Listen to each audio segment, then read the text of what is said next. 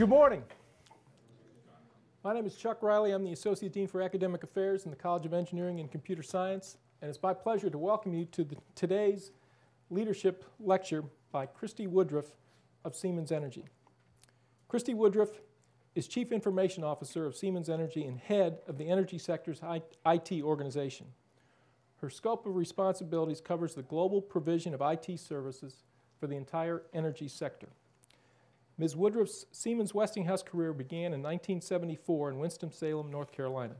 She transferred to Orlando to become part of the startup team for business applications to support the Orlando Power Generation headquarters. After various management assignments in the IT arena, she left IT to work in the service division. In the service division, Ms. Woodruff managed the order entry, pricing, order management, customer service, parts information, marketing information, and blading product line functions. Over that time, she was involved in the development of many of the processes and computer systems required to support these functions. In 1999, after Siemens' acquisition of Westinghouse Power Generation Business Unit, a new global combined service organization was formed. Service Business Process Engineering was set up to facilitate the introduction of new global business processes and systems. Ms. Woodruff managed more than 30 strategic programs to further the goals of this service organization. In 2003, Ms. Woodruff accepted the position of CIO for Siemens Power Generation. She has set up a global IT organization that is closely aligned to the business organization it supports. In 2008, after the merger of the power generation and power transmission and distribution groups to form the energy sector, her scope of responsibility was enhanced. Since then, Ms. Woodruff has headed the global IT organization of Siemens Energy with its workforce of around 1,000. Ms. Woodruff received BS and MS degrees from Auburn University. She and her husband live in Winter Springs, Florida, and have 2 grown children and 2 grandsons. Please join me in welcoming Ms. Christy Woodruff.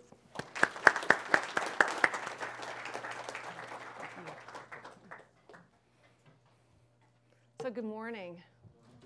It's really nice to be here. It's my 2nd year in a row, so I'm happy to be back. I guess I didn't completely fail the last time because Bob asked if I would do it again. This year's topic is a little more personal, I would say, and a little more, it's not a techie topic, so we'll see how this goes.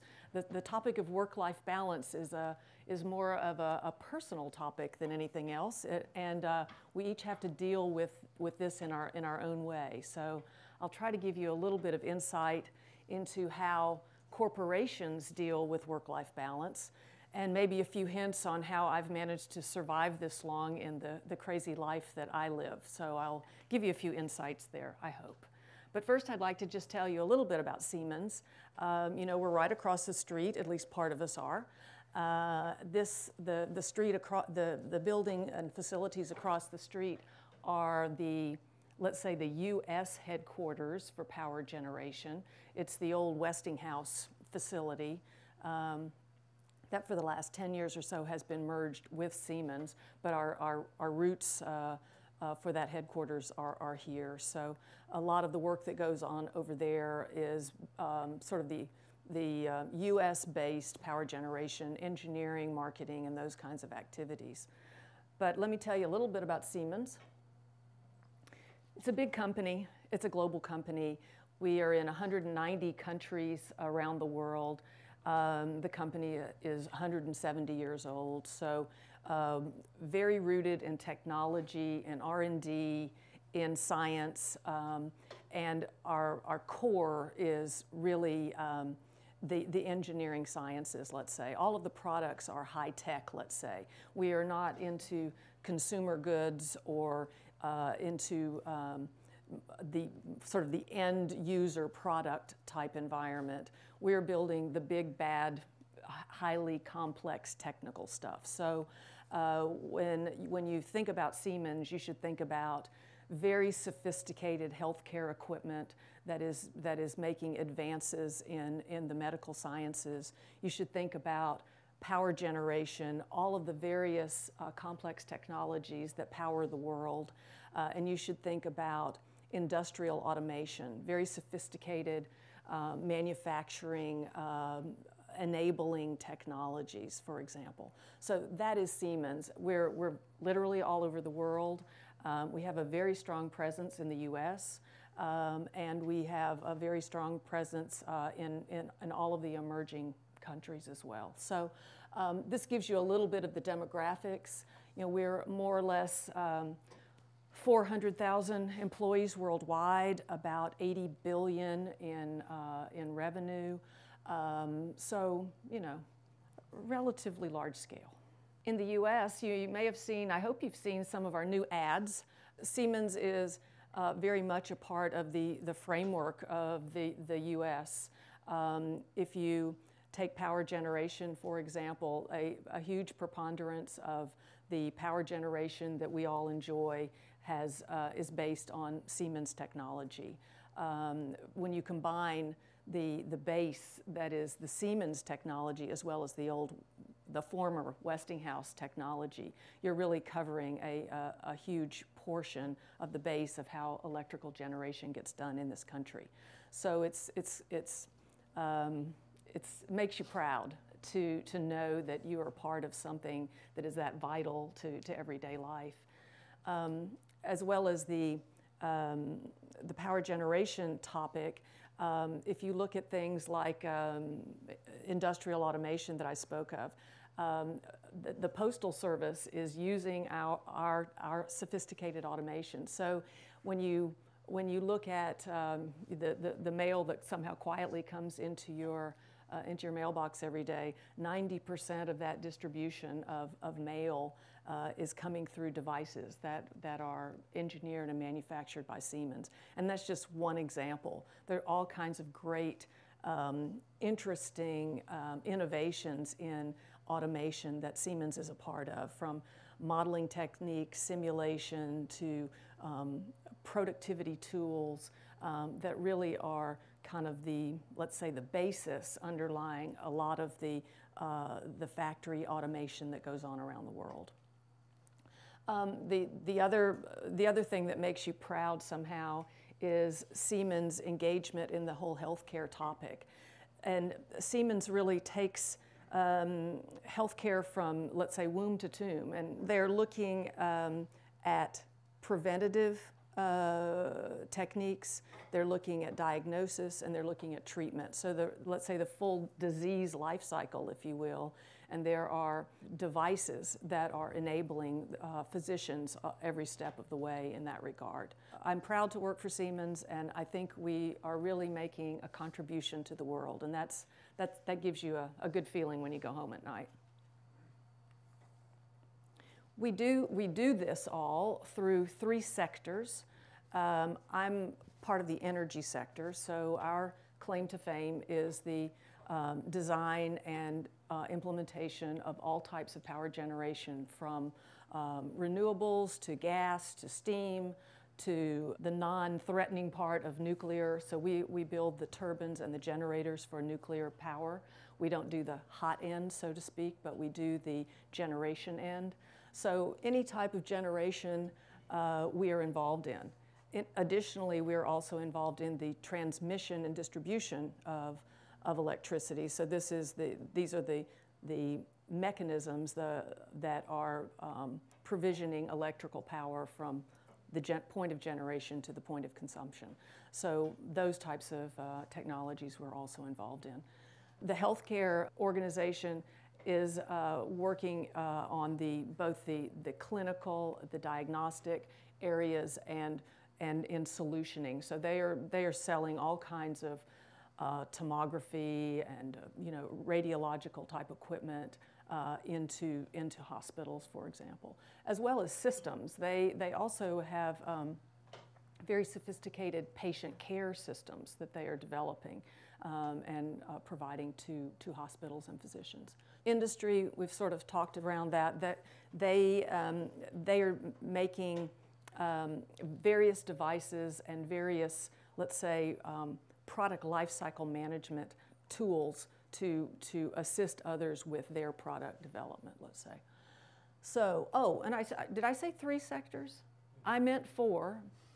We've just introduced October 1st a fourth sector called infrastructure and cities. This sector, frankly, is a cannibalization of the former three, but the intention of this was to bring together sort of let's say more of a customer or market-driven view of what technologies are interesting for the megacities.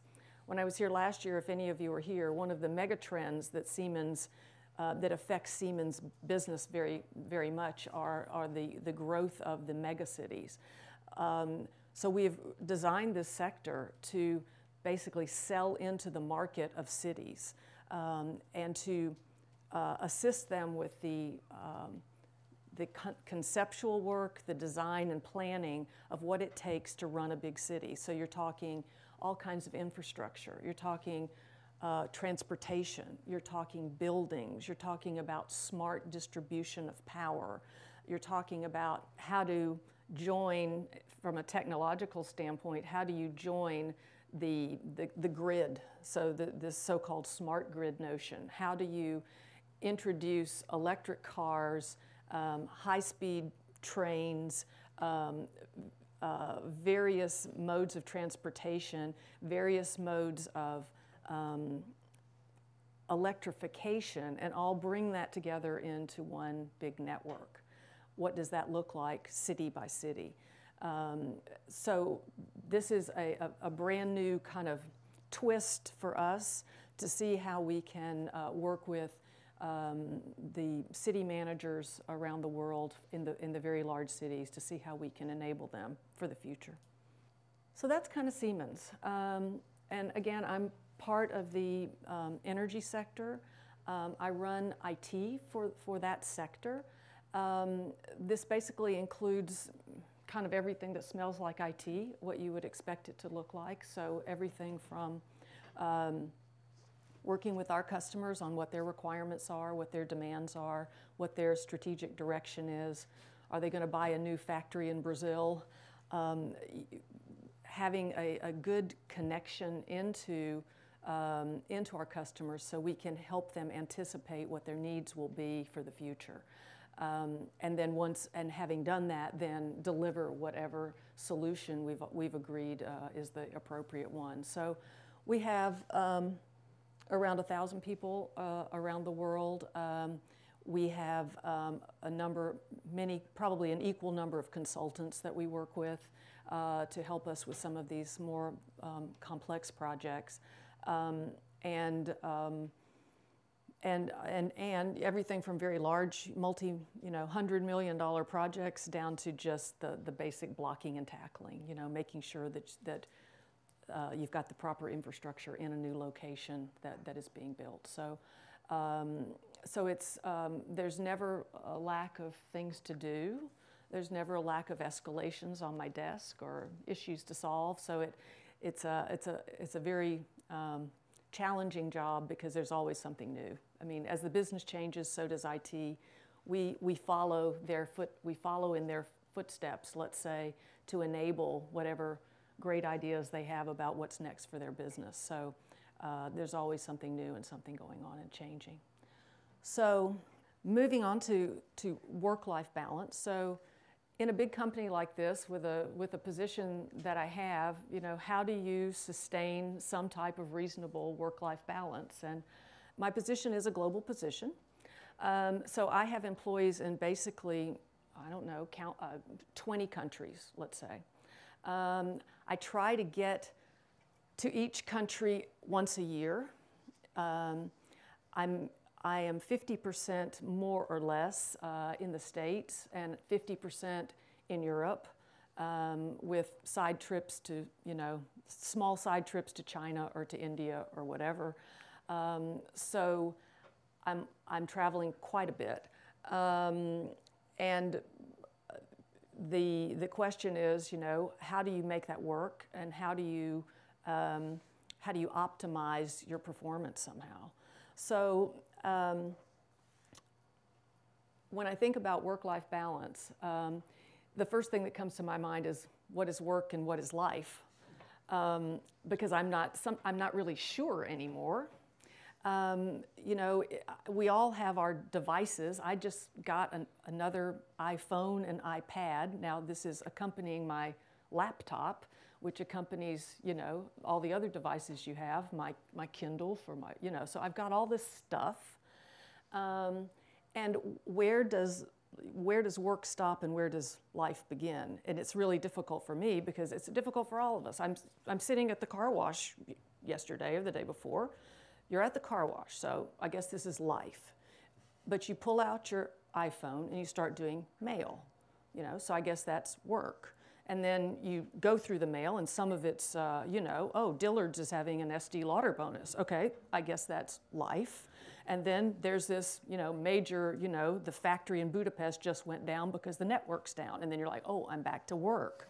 So, you know, what is this work-life balance thing? And I think it's challenging to really sort it out. And I guess the conclusion I've come to is you don't need to really sort it out because it's impossible to do. The question really is, how do you prioritize and how do you make the right choices? It's all about choice and how do you have an awareness about yourself to make the right choices as you go. Because it changes literally, at least for me, it changes literally every day. I mean, every day you might have a different set of conditions that would lead you to different conclusions about how you spend your time. So for me, for example, when I'm in Germany for those 2 weeks every month, it's, you know, it's essentially all work because why not? I mean, my family's at home, my family's in Orlando, so focus really hard on work. The weekends are work, just, you know, you just keep working.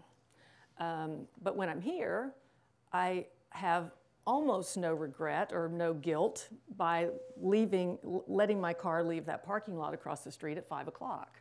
Almost no guilt, you know, but you almost have to force yourself to get in the car. Okay, get in the car. Because you just worked 80 hours last week while you were in Germany, so get in the car. So it's really all about choices you make in the moment, I would say, or choices you make in a very proactive way to sort of have a frame in your head about how you want to allocate your time to the various things that are important to you. All of this somehow is based on a value system that's very private and internal on what really is important to you. You spend time on those things that are important to you. I mean, I think that's sort of common sense. So if somehow you are neglecting certain areas of your life, you need to really evaluate if what's going on there. Is it really as important as you think it is? And if it is, then you need to rebalance again. So you really sort of have to have a discussion with yourself on what are the most important things in your life and what, you know, if you're doing a triage, where do you spend most of your time first? And then what do you allow to fall off the table? And if you're thinking about this in a somewhat consequent way, then hopefully you don't let any of the things that are really important to you fall off the table. In the end, you can either choose and have some type of framework in your head, or you can just default. There are only 24 hours in a day, and time will march on and life will march on. And if you do nothing, somehow there'll be a series of events that occur, and you know, they're either what you wanted them to be, or you let life do it to you. You didn't take charge of your life, you just allowed life to happen to you. And you get what you get. So I think it's a matter of assessing your values, assessing what's important, choosing to align to those values, and then prioritizing your time accordingly. So it's academically simple. I mean, this is not rocket science, but in practice, it gets a little tougher. So if you look at these things, I think they're all quite clear. You know, there's there's a balance that you need to achieve. I mean, 100% balance on either side is simply not workable. But the subtlety of what balance you choose is infinitely more complex. And how do you really take that on? You know, how ambitious are you really? I mean, everybody, especially, you know, you guys are young, you're not tired yet, you're getting, you know, you're out of school and you're going to conquer the world and you're going to have this great job. But really? Really? I mean, to what degree do you really want to make that happen? How hard are you really willing to work? Do you really want to put the time in? Do you really want to follow the mold of what your employer expects of the ideal upwardly mobile person? Do you really want that?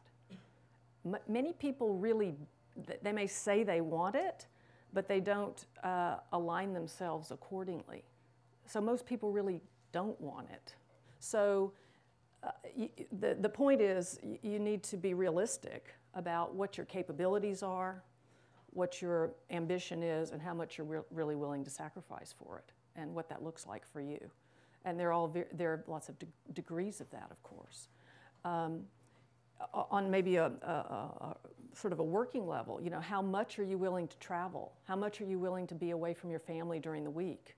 What does that look like?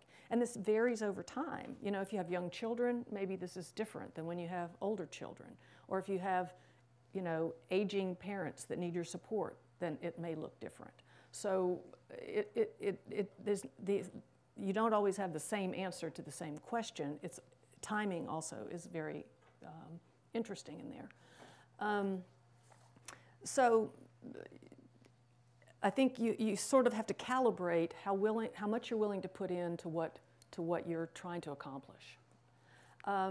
If you look at life, I mean, there's so many choices about how you spend your time. You know, do you want to get buff, and you know, do you want to be, you know, so healthy that everybody else looks at you and hates you? You know, or, I mean, is that how you want to spend your spare time? Or would you rather, you know, do like I do, if I have 5 minutes, sit on my back porch with a glass of wine and a book and, you know, do nothing that's too healthy, you know. So, you know, what does that look like for you? What is your family dynamic? You know, do you have small children, medium-sized children, aging parents? What does that look like, and what demands do they make on your time, and how much do you want to give to them? And sorting all this out is interesting. And then, you know, what do you want to give to your community, to the community, to your faith, to other, let's say, you know, clubs you might want to join that are for various purposes or reasons. What does that all look like for you? So lots of choices, and no one size fits all for sure. No one person, their pattern will not in any way resemble the guy sitting next to them. In Siemens, getting back to how Siemens enables all of this, Siemens provides, and I suppose most other large corporations provide enabling services for employees to make the work-life balance more comfortable, let's say. So a lot of things that are provided that you can take advantage of, and you should take advantage of if it applies to your situation. So in terms of the family, Siemens offers scholarships to worthy children of employees. They help with elder care, for example. If you have aging parents that need attention, there are programs where they can get assistance. Financial planning services. I take advantage of Siemens Financial Planning Services, and I can tell you, I remember the day, December 2008, when I made a call. I was sitting out in the cold because it was a little bit of a private moment. I made a call back to my financial planner in Atlanta, and said, help. You know, the stock market was in the tank and things were getting really ugly and certain things were going on with my financial stuff, and it was wonderful to have someone you could pick up the phone and say, okay, I need to bounce some things off of you. Let's talk about this. So there are all kinds of situations that your employer can help you through if needed. Adoption. They provide assistance with those types of topics. And of course, they have a lot of social things. There are a lot of things going on that kind of help to make your family members feel more a part of your work so that it's not this complete dichotomy. So picnics or charity events where the family joins in, or, you know, walk for breast cancer, or, you know, all of those types of things are helpful to kind of bring that integration between your private life and your family life together. And of course, Siemens offers lots of opportunity for personal development, more in the vein of how to enhance your career, how to gain deeper and varied skills. So a lot of opportunities for training, for rotational assignments, for mentoring opportunities. These types of things are all part of what Siemens provides. Within IT, we have a global mentoring program where we take all of our, many of our high potential guys and partner them with a senior mentor. This has proven to be a very successful program. I think both mentor and mentee appreciate this and both benefit from this. And it's just one of the things that helps to give a new, young, upcoming person an opportunity to bounce ideas off of a more seasoned and senior person. And then seminars on work-life balance, on stress reduction, on those types of things are also always offered and helpful. Of course, Siemens has its complement of healthcare benefits, as everyone does, wellness programs. I think Siemens also has really finally kind of waked up to helping employees to be more flexible in when and if and how they come to work. So for Siemens, we have this new thing called the Siemens office concept. The Siemens office concept is actually pretty cool. I mean, it basically says we have a nice, bright, attractive workplace. No one has a desk that is personally theirs. So it's intended to be a sort of a transient environment. Everyone has some type of a kind of a file box where they can keep some personal things, but you basically just come in, grab a desk, grab your box, and work. And so it's very good for organizations where you have a lot of travelers, where you have a lot of people that work from home and want to work occasionally coming into the office. And there are many meeting spaces and gathering spaces that are sort of non-traditional. So, you know, a coffee spot, things like I think are probably normal in the university environment. There's a lot of that kind of atmosphere just in the paths I walked through. But in a place like Siemens, this is not normal, where you had very closed offices for one thing, and very, you know, regimented times and ways to do work. So much more open now, much more willingness to allow people to work from home. In my situation, again, this whole what's work, what's life thing, and with me traveling so much, I really optimize around the time, not the place. So, for example, if I have a doctor's appointment at 10, and I have conference calls from 8 to 10, why get in the car, drive to the office, and then drive back to the doctor's appointment? And you know, I literally do the math, you know, okay, I would save 30 minutes if I just work from home, right? So I think this is now accepted. It's not as though people think, oh, she's she's not working. I mean, people, it's more normal now that you're basically anywhere, anytime. And especially with the way we work on a global basis, virtually any conference call you're in, not everyone is in the room. Someone is somewhere else, either in their own office or at home or at the airport or whatever.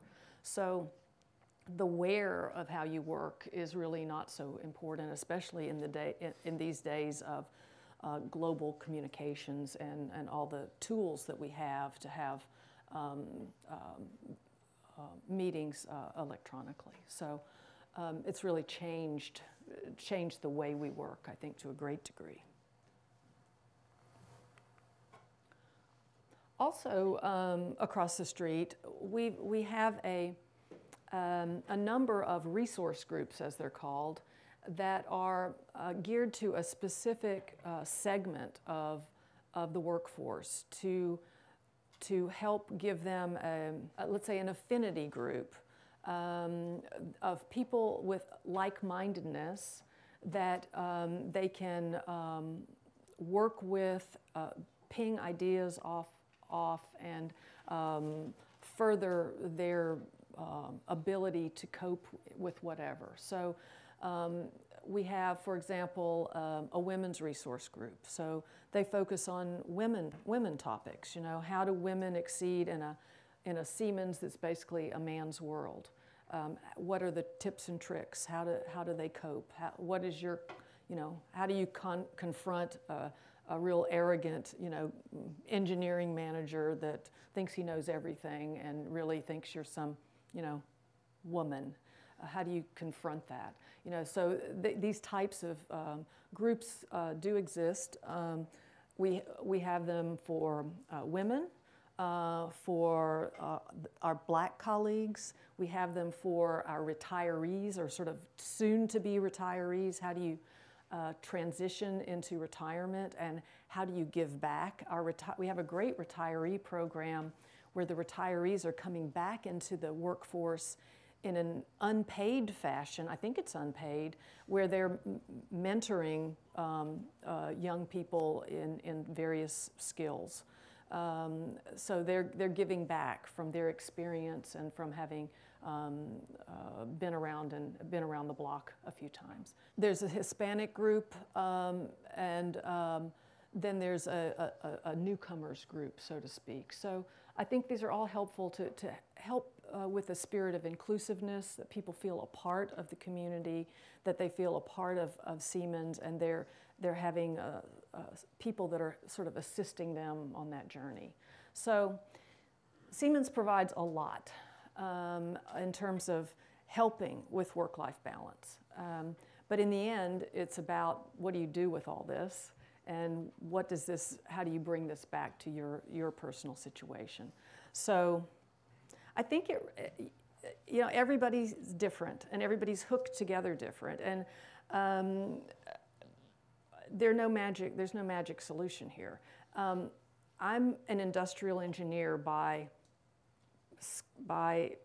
my scholastic background and by, I think, just the way I tick. That's just the way I operate. So I'm always the one, on the Hawaiian vacation with the map and the book and the tickets. That's me.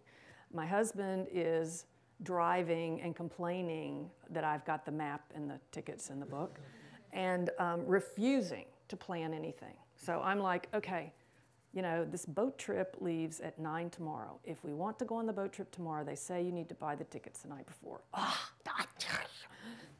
So I'm that person. And I think, I don't know if it's, what's the chicken and what's the egg, but I don't remember, sorry, but a whole lot about the content of my industrial engineering training.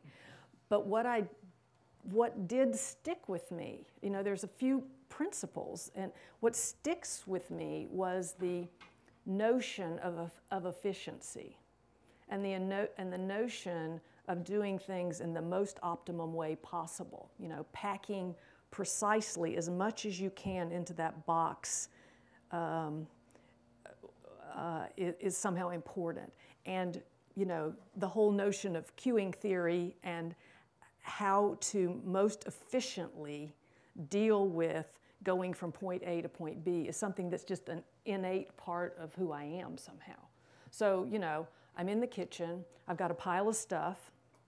Maybe everybody does this, but I know my husband doesn't do it. He's my basic point of reference. So, but you know, you got a pile of stuff in the kitchen that all needs to be distributed. You know, you've got some stuff for the bedroom, you got stuff that needs to go up to the office, whatever. So, you know, automatically you're thinking, I get all the bedroom stuff together. In fact, I get all the stuff that goes to the left side of the bedroom, and I gather that in my arms. I do that, and then if there's anything that needs to be done on the way, you know. So you're optimizing your work, your personal body flow, right? I just do that. Do you do that? How many people do that? Oh, it's not even, it's half.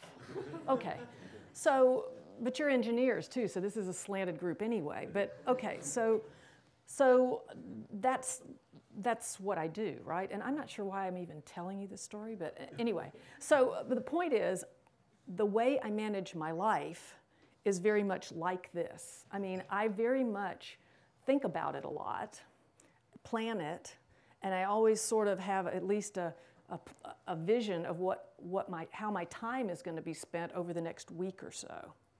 And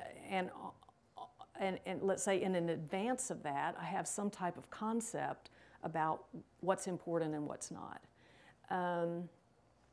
So if I take my life today is basically consumed by two things: work and my really crazy travel schedule, and family, because there's really not much time on the life side for much of anything else right now. So if I take the work side, the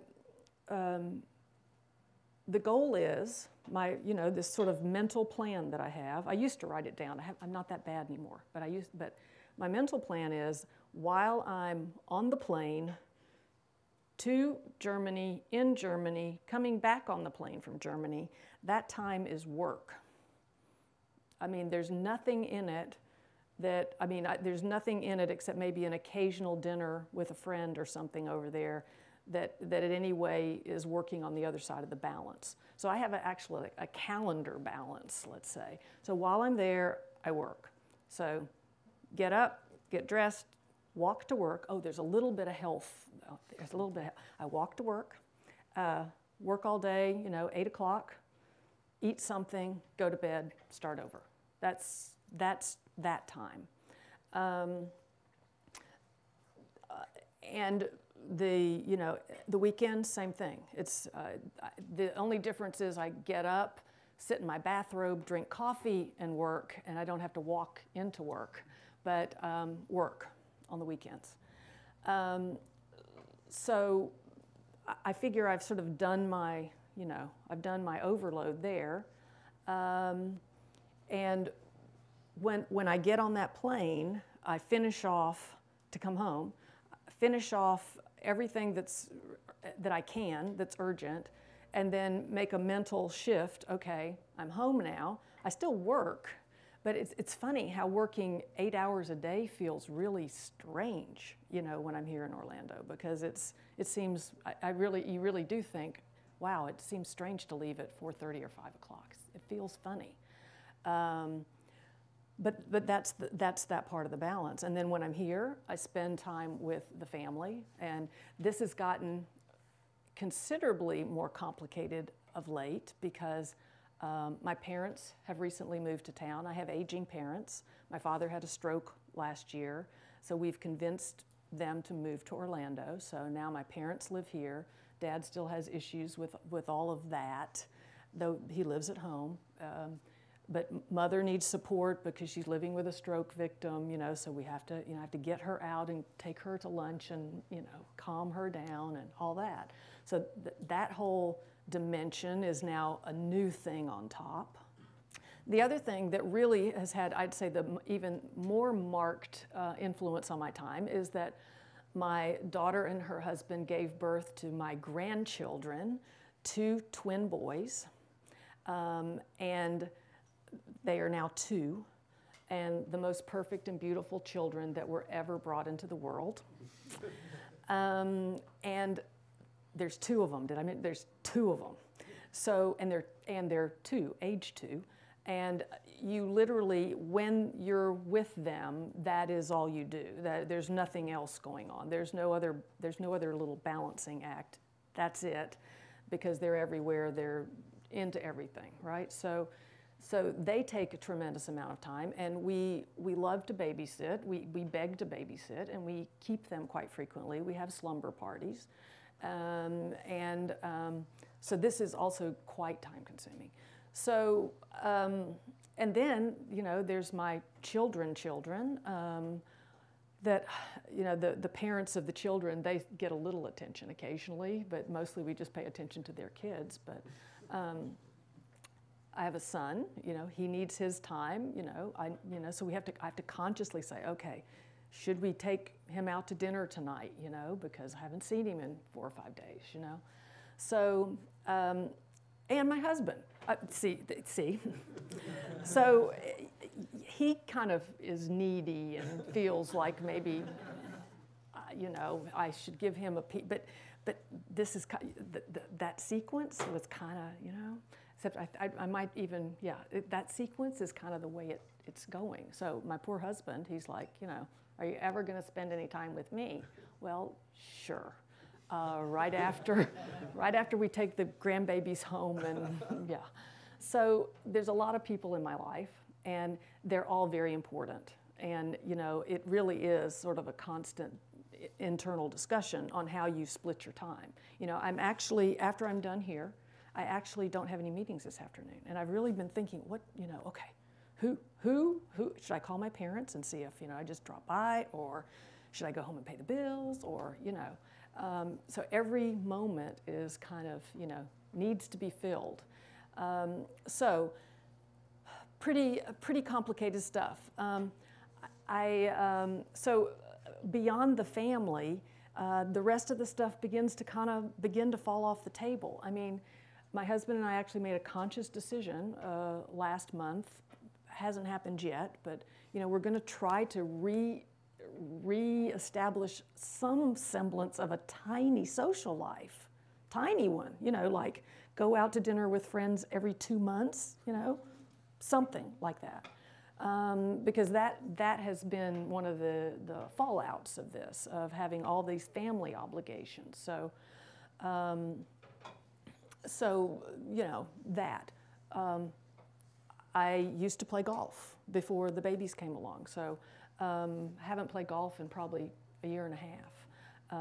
And between the babies and my back doing its natural degeneration, I don't know if that's really maybe I should change my picture, but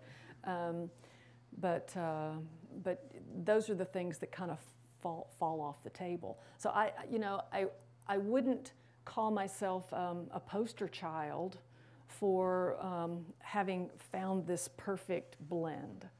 I wouldn't claim that for a second. But I think all that what I can offer you is that it needs to be something that you consciously think about. I mean, I guess that's the bottom line of what I wanted to communicate, because you have choices. You can be proactive about how you choose to spend your time, and that time is very much based on what you value and how you want your time to be spent. So thinking about that and having that as sort of something floating around in the back of your head, I think is really the key thing.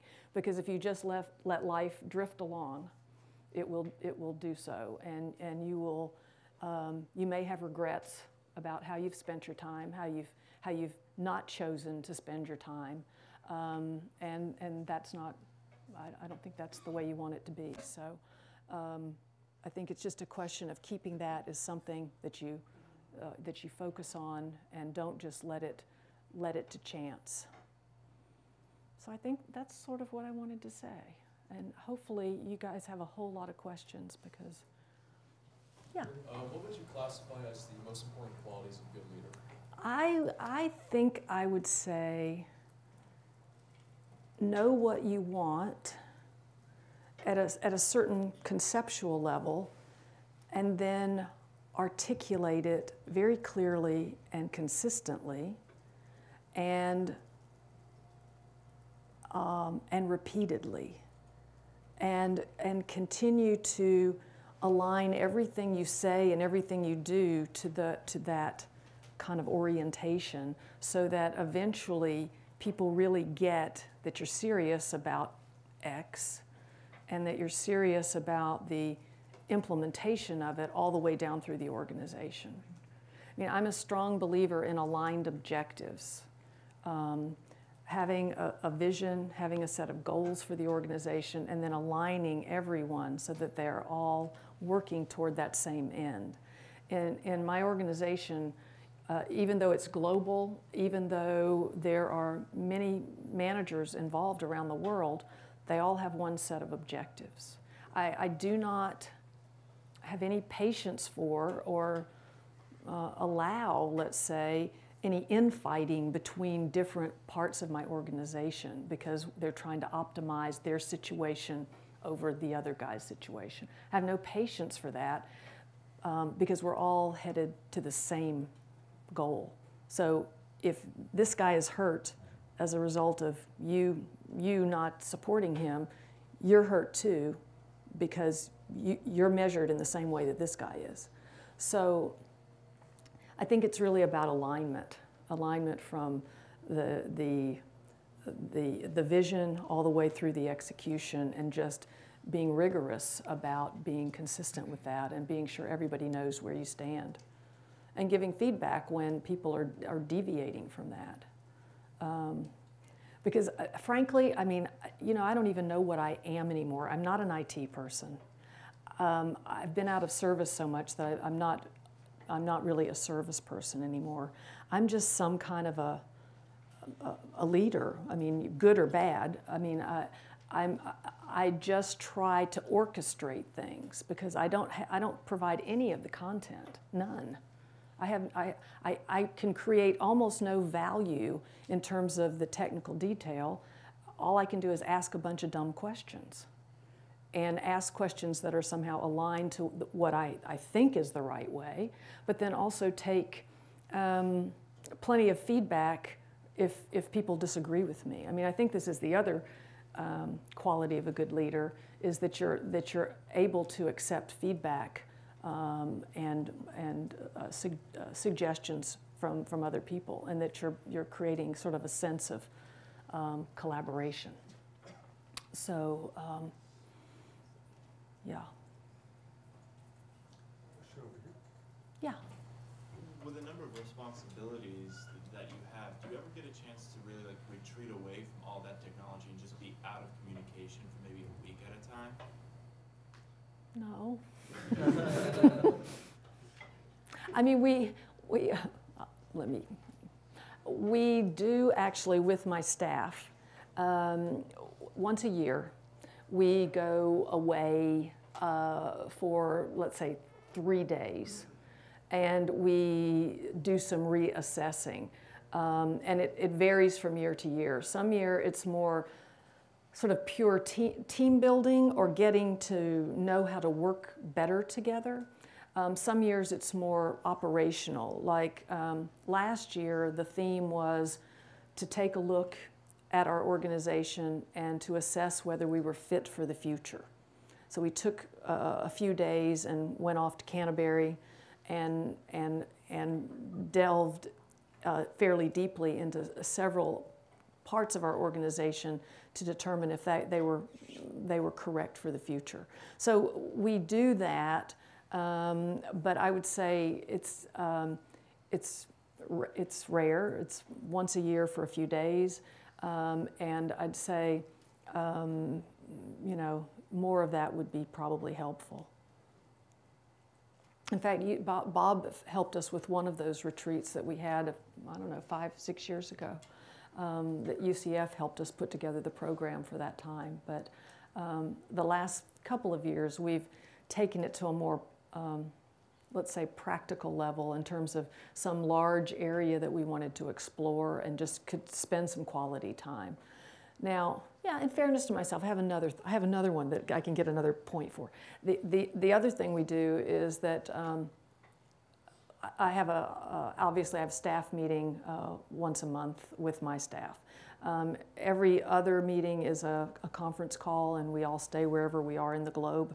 And every other is face-to-face. So the 10 of us will come together, and basically within that 1.5-day period, we usually allocate a half day or even a full day to some overarching strategic topic that, you know, in the normal course of work you just don't get to. But if we have a topic like that, we put it on that agenda, and we focus on that for, let's say, a day. So it doesn't quite meet your criteria of go off and, you know, commune with nature for a week and get all these brilliant ideas, but we try to the extent that this is doable in our world, let's say. An observation that I've made is we've listened to the leaders that have come in over the last year and a half and spoken to our students. It seems like these people have obviously been very successful, that they have found a work-life balance in their lives. And I'm wondering if you would maybe agree with me that finding that balance actually makes someone sharper at work. Oh, for sure. I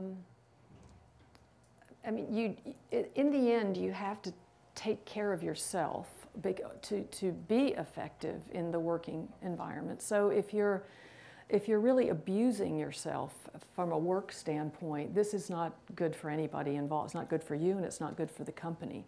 So achieving that balance is really important. You often see people, even at very high levels of leadership, that are really working more than they should, more than is healthy, and you question how much of what they're spending time on is really necessary. Do they have a delegation issue? Do they have just a need to work on things that are not so important? Are they fulfilled somehow by just working? You know, that they just need to fill the time? Because a well-managed organization should run better than that. You shouldn't have to work until 10 o'clock at night in order to do your normal business. Of course you have crises, of course you have emergencies, and you have deadlines. But the normal course of work should be managed in a way that it runs smoothly in a reasonable amount of time with a reasonable effort, and that no one is having to work on an ongoing, perpetual basis in that regard. It's not sustainable. I mean, you eventually get sick. You eventually get burned out. You know, we have these mammoth projects that we run, these global projects. The most famous one that we have is a project called 1P. It's a harmonization of all the engineering and manufacturing processes around the world for our products division. The project started out with a budget of 60 million, let's say. Latest forecast is 135. The project's gone on for 6 years. The business has reorganized 3 times since we started.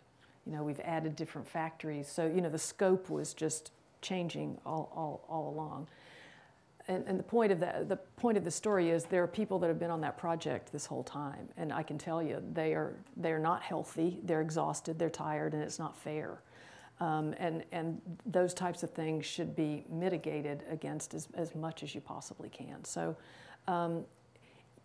yeah, I mean, to follow up on what Chuck is saying, you've got to find that balance if you want a sustainable model.